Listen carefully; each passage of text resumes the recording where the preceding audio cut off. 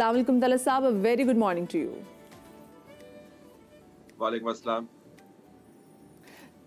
तलत साहब, सबसे पहले तो मुझे ये बताएं, कल इलेक्शन जो जीता है वो तो कल और परसों पता चल ही जाएगा कि कौन सी पार्टी जीतेंगी। अच्छा, साथ में माजिद निज़ामी साहब ने भी हमें ज्वाइन के लिए। अस्सलाम वालेकुम Majid, a very good morning to you as well. लेकिन तलत साहब ये मुझे बताएं, एक ऐसा टाइम जिसमें हमने देखा कि इतने र्यूमर मिल्स जो हैं वो एक्टिव चल रही थी कि इलेक्शंस नहीं होंगे और टाइम पे नहीं होंगे। फिर हमने देखा बड़ी वो भी बार बार ये बात कर रहे थे कि जी इलेक्शंस टाइम पे होते हुए दिखाई नहीं दे रहे। उस टाइम में अब हम जब देख रहे हैं कि इलेक्शंस हो रहे हैं, ये इटसेल्फ कितनी बड़ी कामयाबी है। जी, लगता तो यूँ ही है कि हमने एक आम से प्रोसेस को, आम से मुराद ये नहीं है कि उसका वज़न नहीं है, अहमियत नहीं है। आम से मुराद ये है कि जो रूटीन में हो सकता है, जिसका कैलेंडर मौजूद है आइन के मुताबिक, उस माइलस्टोन को, उस हदफ को हासिल करते-करते हमने उसको एक सॉकर वर्ल्ड कप बना दिया है कि जी अब हम सॉकर वर्ल्ड कप के फाइनल में पहुँच गए हैं और हमने उसको बस जीतने के करीब हैं। यानी एक ऐसी चीज़ जो दूसरे ममालिक के अंदर बहुत बड़े पैमाने पर रेगुलर रूटीन में होती है, उसको हमने अपनी अचीवमेंट बना लिया है। लेकिन इससे आपको पता चलेगा कि कितने नामसाद हालात से ये इंतखाबात गुजर कर यहाँ तक पहुंचे हैं कि आपने इंट्रो में बताया कि अब चंद घंटों के बाद वो वक्त शुरू हो जाएगा जिस वक्त का इंतजार इस कौम को है, या एक खास हिस्से को इस कौम के उसका इंतजार कर रही है वो। कुछ हालात वैसे भी इतने मुवाफिक नहीं थे। इसमें आप कैंपेन के हवाले से देखें तो मौसमी हालात पेश थे। धुंध हर तरफ छाई हुई थी, सर्दी बहुत ज़्यादा थी। फिर आईनी और कानूनी इसमें इस इलेक्शन की डेट पर मुँह चुकाफियाँ बहुत हुई हैं और मुख्तलिफ से। और ये जो आपने धुंध की बात की ना तलत हुसैन साहब, कता कलामी की माजरत, ये धुंध both tangible and non tangible way में थी। हाँ जी, धुंध जो दूसरी धुंध है उसको फैलाने में ज़ाहिर मीडिया के लोगों का भी बड़ा किरदार है, सबका नहीं। बहुत सारे मीडिया के जो लोग हैं वो तो इसरार कर रहे थे कि इंतखाबात होने चाहिए। ये जो धुंध छटने के इम्कानात हैं, उन लोगों की वजह से भी थोड़ा सा उन्होंने हिस्सा डाला जो ये कह रहे थे मुसलसल कि इंतखाबात होने चाहिए। इसके अलावा कोई चारा नहीं है। लेकिन उनमें से चंद लोग ऐसे भी थे जिनका अपना वेस्टेड इंटरेस्ट है। वो तो कराची के अंदर अगर बादल छा जाते तो कहते कि हो सकता है इंतखाबात ना हो। उस पर तो मीम्स भी बनी, आपने देखा होगा कि शुएब ने दूसरी शादी कर ली तो क्या इंतखाबात कैंसिल हो जाएंगे। यानी इस हद तक लोगों ने हर मजाक बनाया हुआ था। तो ये भी इश्यूज थे। लेकिन मेरे ख्याल में जिस तरीके से असम्बलियां डिसॉल्व हुई और उसके बाद इलेक्शन कमीशन ने बहुत सारी वजूहात की बुनियाद पर, उसकी तफसील में हम इस वक्त नहीं जाना चाहते, माजिद निज़ामी उस पर कमेंट कर सकते हैं, ये कहा कि हम इंतखाबात नहीं करवा सकते। तो जो टूल मिला, जो इंटरिम गवर्नमेंट्स हैं, केयर टेकर गवर्नमेंट्स हैं पंजाब के अंदर, केपीके के अंदर, अदालती फैसलों के जरिए, तो उसकी वजह से मामला आपको खटाई में पड़ता हुआ नजर आया। वो तो सुप्रीम कोर्ट के अंदर गए, फिर सुप्रीम कोर्ट ने इलेक्शन कमीशन को कहा, इलेक्शन कमीशन ने प्रेसिडेंट के साथ बाकायदा कंसल्टेशन की और डेट दी। लेकिन ये वाहिद इंतखाबात है पाकिस्तान की तारीख में जिनकी बहुत तारीखें भी दी गई हैं। पहले एक तारीख को होना था, फिर सदर ने एक और तारीख दे दी, फिर सुप्रीम कोर्ट की वजह से एक और तारीख आ गई। तो बहुत सारी तारीखें भुगत कर इंतखाबात होने वाले हैं कल। सही। लेकिन जो अभी जैसे जो रूमर्स मिल के हम बात भी कर रहे थे कि चले आवाम जो है वो तो सादा आवाम है, लोगों को नहीं पता चलता। आप लोगों को जो बात कहते हैं लोग उस पर यकीन भी कर लेते हैं, स्पेसिफिकली वो लोग जो कि ओपिनियन मेकर्स हैं, उनकी तरफ से जो कुछ चीज़ सामने आती है। लेकिन जब हमने पॉलिटिकल पार्टीज़ वो भी जब हमें तजब्जुब का शिकार लगी कि ऐसा लग रहा था कि इलेक्शंस नहीं होने जा रहे, तो आप ग्राउंड पे माजिद आप क्या रियलिटी देख रहे थे कि वहाँ पे आपने भी यही देखा कि जो पॉलिटिकल जमातें जिनसे आप भी बातचीत करते थे उनके अंदर भी वो इतनी बेयकीनी थी कि जी शायद इलेक्शन हो या ना हो? क्योंकि हमसे तो हर बंदा ये पूछता था कि जी इलेक्शन हो रहे हैं नहीं हो रहे। जी बिल्कुल ऐसा ही है, और ग्राउंड पर मौजूद सियासी कारकुनान बिल्कुल कंफ्यूज थे। उसकी वजह यह है कि गुज़िश्ता 2 साल के अंदर जितने सियासी वाक़यात हुए हैं उनके बाद से कौम के अंदर इस कंफ्यूजन में इजाफा हुआ था। हमारे सामने पंजाब हुकूमत की डेट्स आई, उसमें इलेक्शन नहीं हो सके। पंजाब के अंदर असम्बली के 2-2 इजलास होना शुरू हो गए।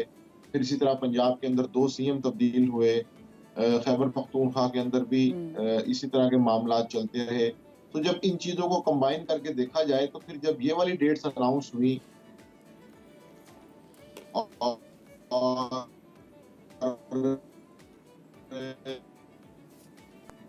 उसमें फिर मिलती हैं तो फिर उस वक्त कंफ्यूजन थी, बिल्कुल थी। इसलिए सियासी जमातों ने कम तवज्जो दी, सियासी कारकुनान ने, उम्मीदवारों ने कम खर्चा किया, उन्होंने इंतजार किया कि पहले कोई चीजें क्लियर हो जाएं, उसके बाद फिर वो इलेक्शन कैंपेन के लिए निकलेंगे। तो ये सारा प्रोसेस बहुत लेट स्टार्ट हुआ है और जो अमूमी तौर पर इंतखाबी मुहिम का दौरानिया 2 माह का होता था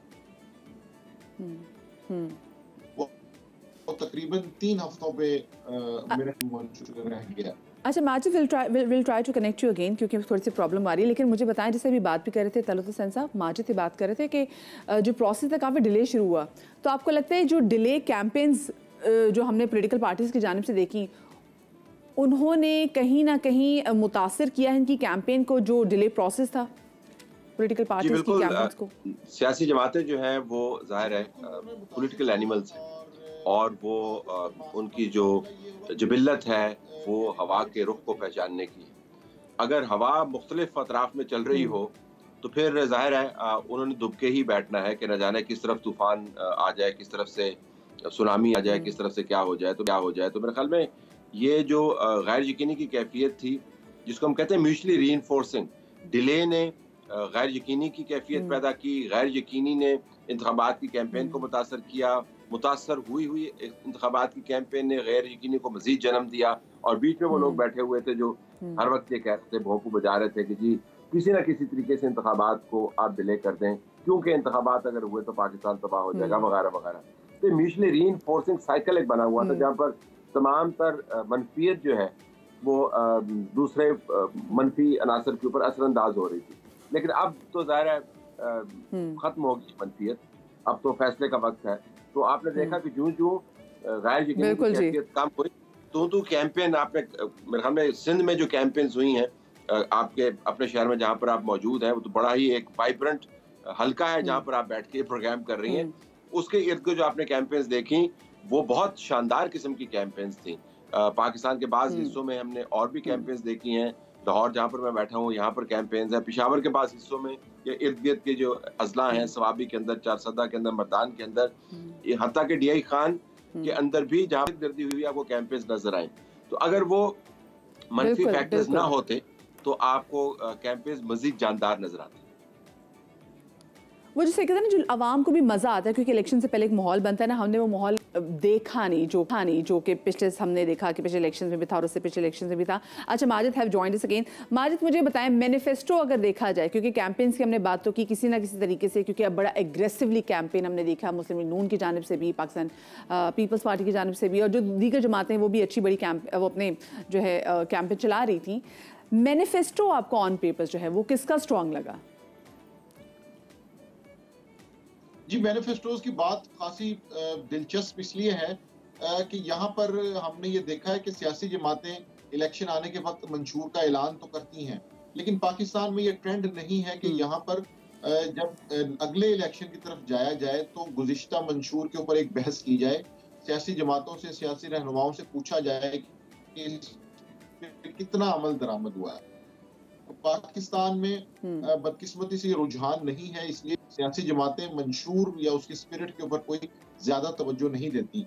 इस चीज को सामने रखते हुए अगर हम इस वक्त की 3 बड़ी पार्टीज के मंशूर देखें तो उसमें पीपल्स पार्टी के मंशूर पे खासी वर्किंग नजर आती है और वो लगता है कि वो एक प्रोग्रेसिव अप्रोच से बनाया गया है। लेकिन इसके साथ साथ तीनों जमातों के मंशूर में कुछ गैर हकीकी दावे भी हैं।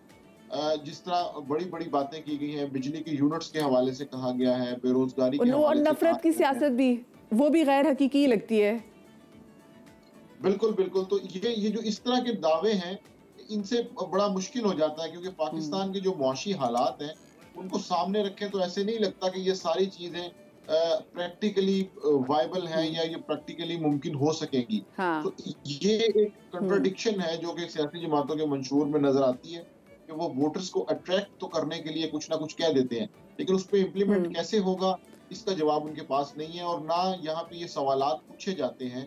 फॉर एग्जांपल अभी तीनों बड़ी जमातों से ये पूछना चाहिए था कि आपके 2018 के जो मंशूर थे उन पे आप वो कितने पूरे एग्जैक्टली ये सवाल पूछना बहुत ज़्यादा ज़रूरी है क्योंकि इस वक्त तो ये सिचुएशन बनी हुई है ना कि तमाम तर पॉलिटिकल पार्टीज जो हैं वो आशिक बनी हुई हैं और जो लोग हैं वो महबूब बनने पर महबूब को रिझाने के लिए कहा जा रहा है कि मैं तुम्हारे लिए चांद तारे सब तोड़ के ले आऊँगा, यही पॉलिटिकल पार्टीज वादे कर रही है अवाम के साथ भी। लेकिन मुझे एक बात बताया, जैसे अभी कॉन्ट्रडिक्शन में हमने मंशूर में कॉन्ट्रडिक्शन के हवाले से बात की है, तलत साहब एक चीज़ जो अब देख रहे हैं कि पहले बिलावल भुट्टो जरदारी साहब ने कहा कि नफरत की सियासत को पीछे छोड़ देंगे, अब मरियम नवाज साहिबा भी बार बार ये कह रही है कि जी नफरत की सियासत को पीछे छोड़ देंगे। Do they really mean it, या फिर आपको लगता है कि ये एक ऐसा बयानिया है जो कि काफ़ी मकबूल है और शायद नफरत की सियासत को पीछे छोड़ने की बात करेंगे तो वोट मिलेगा?